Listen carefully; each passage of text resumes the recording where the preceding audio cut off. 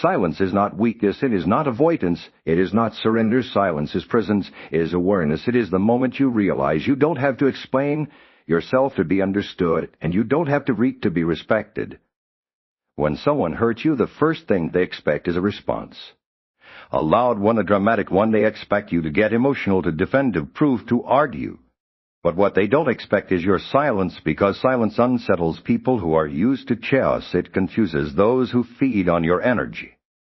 It throws off those who wanted your reaction more than your resolution. Silence is not just the absence of noise, it's the presence of wisdom. It's when you choose to keep your peace instead of proving a point. It's knowing that not every opinion deserves a reply, and not every insult deserves a seat at your table. The more you grow, the less you read. And that's not detachment, that's discipline. Think about it. When you stay silent, you give yourself room to observe. You start seeing people not as they pretend to be, but as they truly are. You begin to notice patterns. You start hearing the truth behind the words. Silence gives you clarity that noise never will. It gives you space to feel without feeling the fire. It allows you to listen to yourself first, not the chaos around you, and silence teaches others how to treat you. When people see that they can't provoke you, can't manipulate your emotions, can't disturb your spirit, they either rise to meet your energy or they fall off. Either way, you win, because you're no longer participating in battles beneath you. You're no longer wasting your voice on people who never wanted to understand you, only control you. Silence is power, because it's not empty. It's full of everything you've been through and everything you've overcome. It's a declaration without speaking, its presence without performing, its strength that doesn't need to shout. When you react instantly to someone who hurt you, you're giving them access to your emotional world. You're saying, without even knowing it, you have the power to affect how I feel, how I think, how I move. And once they know they can push your buttons, they'll keep doing it, not always out of malice, but because it gives them a sense of control over you. The truth is, emotional reactions are often impulsive. They are driven by the need to defend ourselves, to be seen, to be heard, or to prove a point. But in that split second, when you react without thinking, you give someone else the steering wheel to your inner peace. You allow them to set the tone for your day, sometimes your week, and eventually, if you're not careful, they start to shake the way you show up in the world. There are people who will intentionally provoke you just to watch you fall apart. They feed off the drama. They enjoy the chaos. And the more reactive you are, the more they know they've got a hold on you. They learn how to trigger your pain, how to use your past against you, how to manipulate your kindness, and how to exploit your emotions. They don't even have to do much. Just a look, a word, a whisper, and they know you'll explode or retreat or spiral. That's control. When someone hurts you, and you react instantly, you're usually not responding to just that moment. You're carrying wounds from the past. That one hurtful comment touches something deeper, something unhealed, and in that moment you're no longer reaching to them. You're reaching to every memory, every betrayal, every disappointment you've ever felt. That's how deep the trap goes. What people don't tell you is that being reactive can become a habit. The more you do it, the more you condition yourself to be ruled by whatever happens outside of you. It becomes your default saying, and after a while it doesn't matter how small the trigger is. You find yourself exhausted, drained, always responding to negativity, always being pulled into situations that you could have simply walked away from. There is also a kind of pride that sneaks into reactivity. The part of you that says, I need to defend my name, or I need to show them they can't talk to me like that. And while that feeling is valid, the reaction often comes from a place of ego, not wisdom, because defending your peace doesn't always mean jumping into battle. Sometimes it means knowing when to let things pass, when to observe, not absorb, when to understand that your reaction may only satisfy the moment, but it can damage your long-term peace. People can't manipulate a calm mind. They can't control someone who doesn't flinch. They can't win if you don't play. That's the hard part. Resisting the urge to image, to clap back, to prove something, because everything in you might want to react, but the moment you do, you're no longer in charge of yourself. Their emotional maturity isn't about suppressing your feelings. It's about understanding them. It's about knowing that your emotions are valid, but not every emotion needs an audience, and not every feeling deserves a reaction. When you reach a point in your life where you start, prioritizing your peace over your pride, over your pain, over your urge to be right. You're not becoming cold, you're becoming wise, choosing. Peace means you no longer feel the need to chase closure. You're no longer looking for explanations from people who already showed you who they are. You stop forcing conversations that only reopen wounds.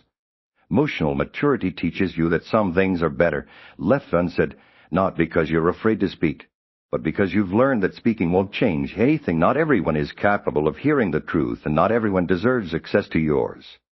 There comes a moment in your journey where you realize that the highest form of growth is not in how loudly you express yourself, but in how calmly you respond to chaos, that you don't have to engage with every comment, every criticism, every accusation. You start to understand that your reach is your responsibility, and your peace is too precious to be put on the line every time someone else chooses to be reckless with their words or careless with your heart. Emotional maturity also means recognizing patterns. You begin to see that the same situations keep repeating because you keep responding the same way every time you let anger lead, every time you let pain speak, every time you let your past take the wheel. You relive the same cycle. But when you choose peace, you break the cycle. You pause, you breathe, you create space between the trigger and your response. And in that space, you reclaim your power. It means you start listening to your inner voice before reaching to the outer noise. You stop seeking revenge, not because you were unhurt, but because you've learned that revenge doesn't bring relief, it only continues the suffering. You begin to realize that the best clapback is not a louder voice or a sharper word, but a peaceful life that can't be shaken by petty people or temporary pain. Emotional maturity means choosing your battles carefully. You understand that some fights aren't worth your time and some people aren't worth your peace. You stop trying to prove yourself to those committed to misunderstanding you. You let go of the need to convince, the need to explain, the need to be seen in places that were never meant to hold your truth. It also means learning how to sit with your emotions without needing to dump them on someone else. You become your own safe space. You learn how to comfort yourself, how to validate your feelings, how to heal without causing harm. You don't need just to feel alive anymore. You don't need drama to feel significant. You don't need attention to feel worthy, because you've created a home within yourself, a space where peace isn't something you chase, it's something you protect. There are people who watch you not to celebrate you, but to study your cracks. They don't always show it, but they are quietly waiting to see you fall apart. They are not always loud about it. Some do it with a smile, some with silence, some with sweet words that carry sharp intentions. But make no mistake, they expect you to break. They expect that when they lie about you, you will sap, that when they abandon you, you will fall to pieces, that when they betray you, you will lose your way. They expect the pain they cause to crush you, to consume you, to turn you into someone bitter, broken, or vengeful, because that would validate the story they've created about you, that would give them the satisfaction of knowing they still hold space in your soul, even if it's through pain. And sometimes you might feel the pressure to reach. You might feel the weight of every word left unsaid, every tear held back, every emotion bottled up. You might want to prove that you're stronger, louder, better. But that's the trap. Because in trying to prove your strength, you step into the chaos they created. You fall into the storm. They want you to drown, and they want your confidence to crumble. They want your voice to shake. They want your light to dim, because your strength intimidates them. Your peace irritates them. Your breath reminds them of everything they refuse to become. They don't just want to hurt you. They want to see you become a reflection of that hurt. Because if they can change your energy, if they can shift your spirit, they can tell themselves they still matter in your life. And that's why they test your limits. That's why they poke at your insecurities, your past, your wounds, not always openly, but through subtleties, passive aggression, backhanded compliments, or silent withdrawal. It's straight it. It's mean to trigger the parts of you you're still healing, because the moment you explode, the moment you crack, the moment you fall into pieces, you prove their point. You give them something to talk about, something to justify their behavior with. You become the story they wanted to tell. But the hardest part is this. The people who want to see you break are often the same ones. You once loved, friends, you trusted, family, you believed in, partners you supported. And that makes the wound deeper, because the betrayal is not just in what they did, but in who they were to you. And yet the strength isn't in pretending that the pain didn't happen. It's in acknowledging that it did and still choosing not to shatter, still choosing to rise, still choosing to hold yourself together even when everything around you is pulling you apart. Because what they truly can't handle more than your silence, more than your distance, is your resilience, the fact that you can be hurt, disappointed, misunderstood, and still walk with dignity, still carry grace, still hold your head high, and keep moving forward.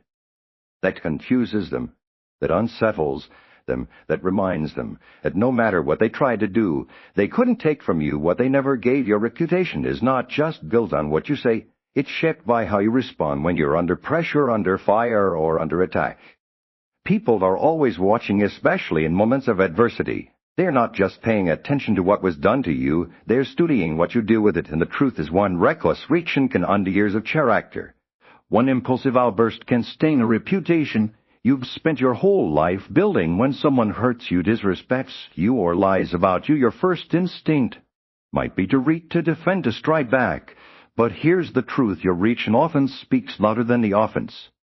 And people may forget what was said to you, but they will always remember how you handled it. That's why controlling your response is not weakness, it's strategy, it's wisdom, it's self-respect, because not every attack deserves your energy, not every insult deserves your explanation. And not every lie needs to be chased down and corrected. Sometimes the loudest message you can send is your silence. Sometimes the most powerful move is to walk away with your peace intact, that is not backing down, that is choosing to protect what matters more, your dignity. When you allow someone to pull you into their chaos, you become a part of their story they can now tell others. See, look how she responded. Look how he acted. They twist your reaction into the narrative they want to spread. But when you refuse to engage, when you stay rooted in your truth, when you operate with grace and discipline, you rob them of the drama they were hoping for. You deny them the satisfaction of making you look like the problem. Controlling your response is not about pretending you're not hurt. It's about knowing that your pain does not belong to the public. Your healing does not require an audience. You do not need to put your emotions on display for people who will only use them against you. The higher you rise in life, the more intentional you must be about what you allow to pull you out of character, because you've worked too hard to let someone else's immaturity damage your integrity. It takes strength to pause. It takes wisdom to say this situation does not deserve my attention. It takes maturity to know the difference between reaching for relief and responding with purpose, and it takes clarity to recognize that your name, your image, and your legacy are always on the line. Reputation is not about perfection. It's about consistency. It's about how you show up. Especially when you're hurt, especially when you're tested, especially when you're being talked about, lied on, or misunderstood. How you choose to respond in those moments will either elevate you or diminish you, and the truth is some people are not even trying to hurt you. They're trying to expose who you really are. They want to provoke you to see if the strength you speak about is real. They want to see if the peace you claim to have can be broken. That's why you must be intentional. You must remember that sometimes the greatest form of power is not proving your point, it's protecting your position. It's knowing that your response is a reflection of your inner world, and if you can master that, you've already won. Because when you learn to respond with discipline, not impulse, you take back control of your reputation, your narrative, and your life in a world that often rewards noise, impulsiveness, and public emotion. True strength lies in restraint. When someone tries to break you with their words or actions, your silence becomes your shield, your composure becomes your power. It's not about denying the pain. It's about deciding that your peace is more valuable than a temporary reaction. When you refuse to retreat, you're not just protecting your heart. You're protecting your energy, your growth, your legacy. You are showing yourself and the world that you are no longer a prisoner of other people's behavior. You are the master of your emotions, the guardian of your dignity, and the keeper of your power. So the next time someone tries to provoke you, belittle you, or drag you into their chaos, remember this: they are not worth the cost of your peace. Walk away, stay grounded. Let your silence be your strength, and let your growth speak louder than any words ever.